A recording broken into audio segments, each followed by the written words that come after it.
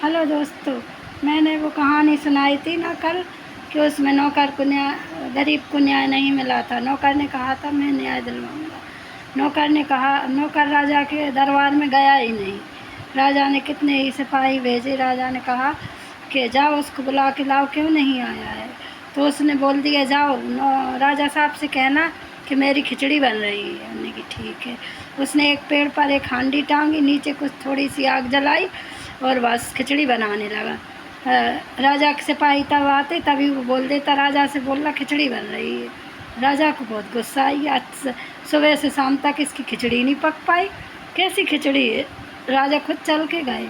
राजा ने कहा कहाँ खिचड़ी पक रही है। देखा तो पेड़ के ऊपर हांडी टंगी थी, नीचे थोड़ी सी आग जल रही थी।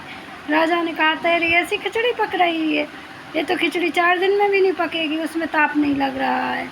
तो उन्होंने कहा राजा साहब ये तो ठीक है, कुछ भी ऊंचाई नहीं, पर आपके महल पे दीपक था तो उस नौकर को आपके दीपक की लौ से ताप लगता रहा, वो आपने उसको कुछ इनाम नहीं दिया। तो जब उधर इतने ऊंचे महल से उसको ताप लग सकता है तो ये पेड़ तो थोड़े नीचा ही है, तो खिचड़ी क्यों नहीं पकेगी। मैं तो खिचड़ी पका के देख रहा हूँ कि अगर उसको लौ लग सकती है तो मेरी खिचड़ी भी पक सकती है। तो राजा ने कहा बात तो सही कह रहे हो।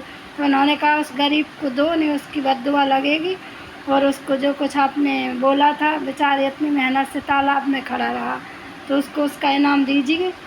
इसीलिए मैं खिचड़ी पका रहा था, क्योंकि मैं वैसे आपको समझाता तो आपको समझ में नहीं आता, इसलिए मैंने सोचा कि राजा साहब को कैसे समझाऊं, इसलिए मैं खिचड़ी पका रहा था।